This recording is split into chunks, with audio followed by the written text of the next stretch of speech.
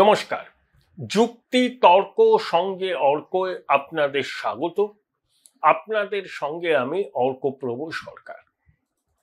সিলেবাসে ইলেকশন, 10 মাস বাদেই নির্বাচন। ইতিমধ্যে নির্বাচনের ঢাকে কাঠি পড়ে গেছে। প্রধানমন্ত্রী আলিপুরদুয়ারের জনসভা থেকে বিজেপির নির্বাচনী প্রচারের বিগলটা বাজিয়ে দিয়েছেন। তারপরে অমিত শাহ এসেছিলেন। নির্বাচনের আগে অন্তত 1 ডজন বার, নির্বাচনের আগে বললাম অন্তত 1 ডজন বার প্রধানমন্ত্রী রাজ্য সফর করবেন। বহুবিধ প্রকল্পের শিলান্যাস হবে এবং সঙ্গে নির্বাচনী জনসভাও করবেন। অমিত শাহও আসবেন। অমিত শাহ বলে গেছেন, বিজেপি তৃণমূলের মধ্যে ভোট শতাংশের ফারাক এখন খুবই কম। বিজেপি কিভাবে নির্বাচনী লড়াইয়ে সামিল হবেন তার রোডম্যাপটাও অমিত শাহ ঠিক করে দিয়েছেন। হিন্দু ভোটের কনসলিডেশন, র্যাম্প্যান্ট করাপশন, কেন্দ্রীয় প্রকল্পের সুবিধা থেকে রাজ্যবাসী বঞ্চিত, শিল্প বিনিয়োগের খরা, কর্মহীন বেকার এবং বেকারত্ব দূর করতে ভিন রাজ্যে পাড়ি দিচ্ছে রাজ্যের যুবক যুবতীরা, এটা বাস্তব। আর করাপশন, স্বাধীনতা উত্তর পশ্চিমবঙ্গে এত দুর্নীতি কোনো রাজ্য সরকারের আমলে হয়নি। অতি বড় তৃণমূল সমর্থক একান্তে এটা মেনে নিতে বাধ্য হবে। কমেন্ট বক্সে আপনি আমাকে গালাগাল করতেই পারেন, তাহলে বাস্তবটাকে মিথ্যা হয়ে যায় না। র্যাম্প্যান্ট করাপশন, করাপশনের জন্য পুরস্কার পেতে পারে এই সরকার। নির্বাচন হলে কিছু চেনা ছক আছে শাসক দলে। প্রথমে ভোটার তালিকা, সেখানে গন্ডগোল করার চেষ্টা করে বলে অভিযোগ। তারপর কেন্দ্রীয় বাহিনীর ডিপ্লয়মেন্টকে এমন ভাবে করা হয় যেখানে কেন্দ্রীয় বাহিনী থাকার কথা সেখানে কেন্দ্রীয় বাহিনী থাকে না। আর যেখানে একেবারে উৎসবের মেজাজে ভোট হচ্ছে সেখানে দেখবেন আনাচে কানাচে গলির মোড়ে চায়ের দোকানের সামনে কেন্দ্রীয় বাহিনীর জওয়ানরা দাঁড়িয়ে আছে। আর যেখানে সত্যিই কেন্দ্রীয় বাহিনীর প্রয়োজন সেখানে তোমার দেখা নাই রে, তোমার দেখা নাই, বা থাকলে পরেও ঠুটো জগন্নাথ।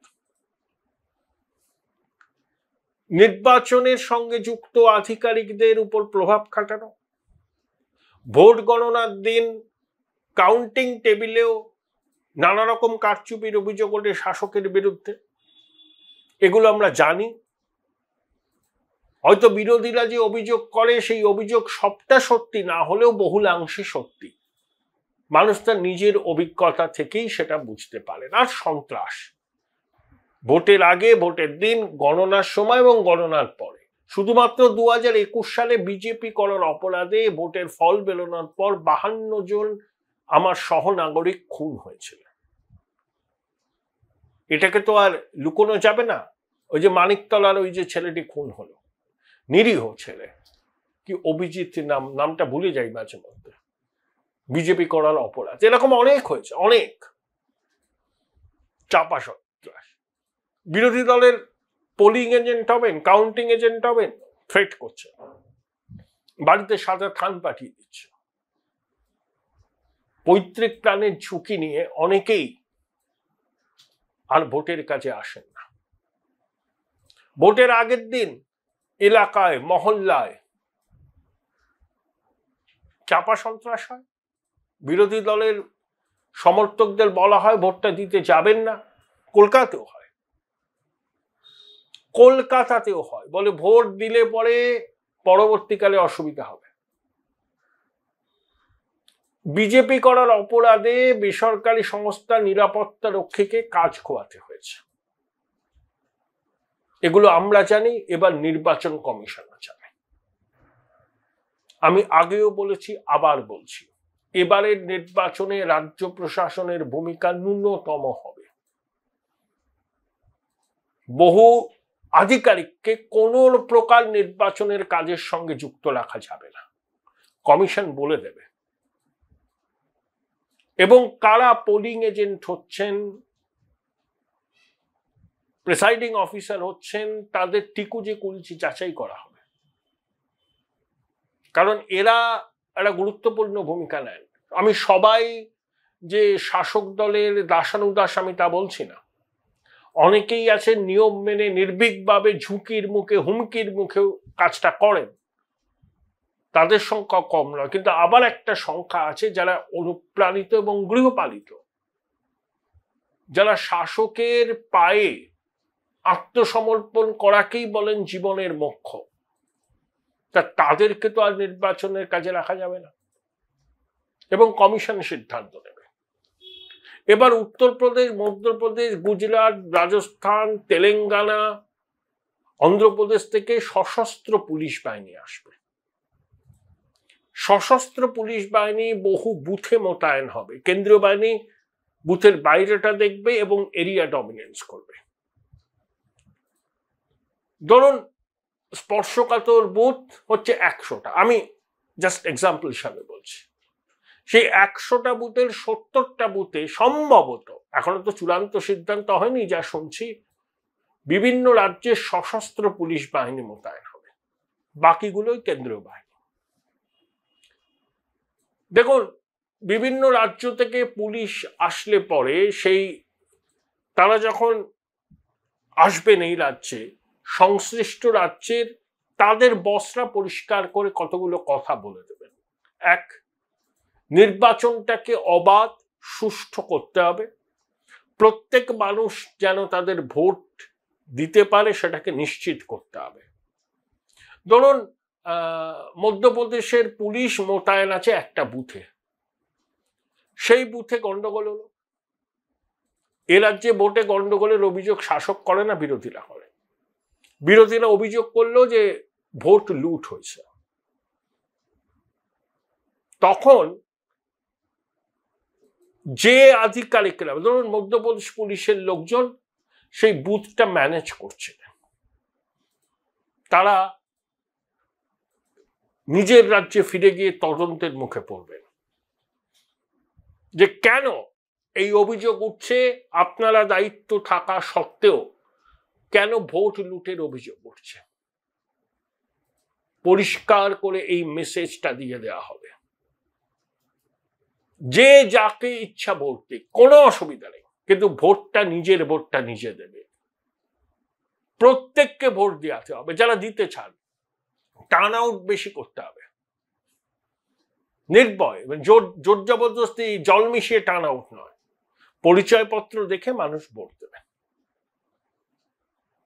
এবং বুথের মধ্যে রাজনৈতিক দলের এজেন্টরা, অনেক সময় শাসক দলের প্রার্থী তার দামি সংখ্যাগরিষ্ঠ থাকেন, তারা অনেক সময় প্রিসাইডিং অফিসারের উপর চাপ সৃষ্টি করেন ভুয়ো ভোটারকে ন্যায্য ভোটার বলে মেনে নিতে। এগুলো যাতে না হয়, স্পেসিফিক ইনস্ট্রাকশন দিয়ে তাদের পাঠানো হবে বলে শোনা যাচ্ছে। আপনারা যে যে বুথের দায়িত্ব থাকবেন নিরাপত্তার, সেখানে গন্ডগোল হলে তার দায় আপনাদের নিতে হবে। নির্বাচনের পরে যখন আপনারা নিজেদের রাজ্যে আসবেন তখন জবাবদিহির মুখে পড়তে হবে। এ রাজ্যের পুলিশ যদি পক্ষপাতহীন নিরপেক্ষভাবে কাজ করে, 14 তলা সেটাকে মোটেই ভালো চোখে দেখে না। বলেন না, নির্বাচন কমিশন তো কদিন, তারপরে তো আমরাই থাকবো, হুমকি দেন। এই যে 2016 সালের বিধানসভা নির্বাচনের শেষ দফায় কলকাতায় ভোট হয়েছিল, নির্বাচন কমিশনের নির্দেশে সৌমেন বাবু পুলিশ কমিশনার হয়েছিলেন। অভূতপূর্ব নিরাপত্তায় ভোট হয়েছিল, ট্যাফও করার সুযোগ খুব বেশি পায়নি, কেউ পায়নি, আমি শাসক বিরোধী কেউ পায়নি। তৃণমূল জিতেছিল কলকাতার সবকটা কেন্দ্রে, কিন্তু সৌমেন বাবুকে তারপরেই কমিশনার হিসাবে সরিয়ে দেওয়া হয়েছিল। কারণ সুষ্ঠু নিরপেক্ষভাবে ভোট করা 14 তলা পছন্দ করে না। তারা চায় অনুপ্রাণিত গৃহপালিত দলদাস আধিকারিকরা। সেই রাস্তা থেকে বিচ্যুত হলেই পানিশমেন্ট পোস্টিং, কম্পালসারি ওয়েটিং ভাগ্যে জোটে। তাই 14 তলা 13 তলা চায় দাসানুদাস প্রশাসনকে দিয়ে যতটা সম্ভব ভোটের কাজ করিয়ে নিতে। এটা আমরা জানি, নির্বাচন কমিশনও জানে। তাই এই সুযোগটা এবার দেওয়া হবে না। আমি বললাম কাঁটা দিয়ে কাঁটা তোলা।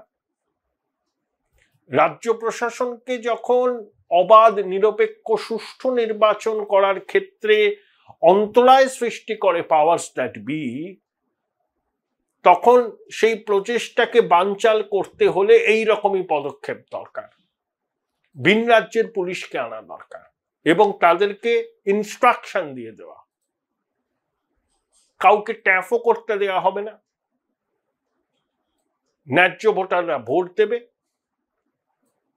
এবং ভিন রাজ্যের পুলিশের নিয়ন্ত্রণাধীন বুথে যদি গন্ডগোল হয়, যদি অভিযোগ ওঠে ভুয়ো ভোটের, তাদেরকে জবাবদিহি করতে হবে, নির্বাচন কমিশনের কাছে করতে হবে। তারপর যখন সংশ্লিষ্ট রাজ্যে তারা ফিরে যাবেন তখন তাদেরও কিন্তু তদন্তের আওতায় আসতে হবে। এভাবেই এবারের ভোট হবে। তাই বললাম না, কাঁটা দিয়ে কাঁটা তোলা। আর কেন্দ্রীয় বাহিনী তো একটা সেন্ট্রাল ক্যাডার, তারা তো স্টেট স্পেসিফিক নয়। তারা আজকে মণিপুরে আছেন, কাল জম্মুতে আছে, কোনদিন রাজস্থান সীমান্তে আছে, কোনোদিন ছত্তিশগড়ে আছে। কিন্তু স্টেট পুলিশ তারা নির্বাচনের ডিউটি করলেও আবার সংশ্লিষ্ট রাজ্যে ফিরতে হয়। তাই তাদের জবাবদিহিটাও এবার সুনিশ্চিত করার পরিকল্পনা নেওয়া হয়েছে।